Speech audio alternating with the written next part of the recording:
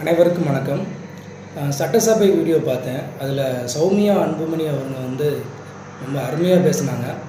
இந்த விவசாயம் சார்ந்த மக்களுக்கு பல்வேறு நலத்திட்டங்கள் எப்படி பயன்படுத்தலாம், நதிகளில் கழிவுநீர் கலக்கப்படுவதும், குளங்கள் ஆறுகள் எல்லாமே சீரமைத்து அவங்களுக்கு அதை பராமரித்தோம் அப்படின்னா நல்லபடியாக விவசாயம் செழிக்கும், நாடு செழிக்கும் அப்படிங்கிறத சொல்லியிருந்தாங்க.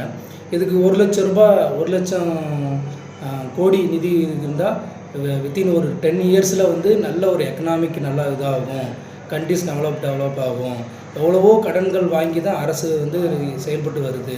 இந்த சூழ்நிலையில் ஒரு 1,00,000 கோடி அடிஷ்னலாக கடன் வாங்கி இந்த மாதிரி நம்ம செஞ்சோம் அப்படின்னா இந்தியாவோட நம்மளோட தமிழ்நாட்டோட எக்கனாமிக் நல்லா இருக்கும்.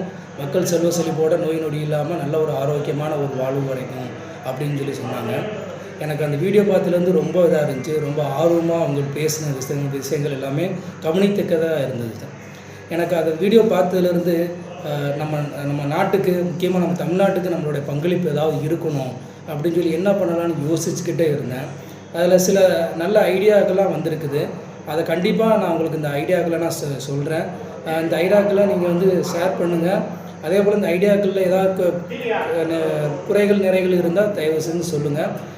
நான் இதை சாதாரணமாக எடுக்கலை. நான் தமிழ்நாட்டுடைய கடனை அடைக்கும் வரை என்னுடைய திட்டங்கள் நான் ஒவ்வொன்றா நான் சொல்லிக்கிட்டே இருப்பேன். அதை நடைமுறைப்படுத்த வரைக்கும் முதலமைச்சர் மட்டும் இதை நடைமுறைப்படுத்தணும் இல்லை, பொதுமக்களும் இதில் நம்ம ஒத்துழைப்பு கொடுக்கணும். தயவு செஞ்சு அதுக்கான அடுத்தடுத்த வீடியோக்களுக்கு நான் கண்டிப்பாக அப்லோட் பண்ணுறேன். இது ஒரு முக்கியமாக நான் இதை ஒரு சீரியஸாக நான் பண்ணலான்னு இருக்கிறேன். தயவு செய்து எல்லோரும் ஆதரவு கிடைக்குமாறு அன்போடு கேட்டுக்கிறேன். நன்றி, வணக்கம்.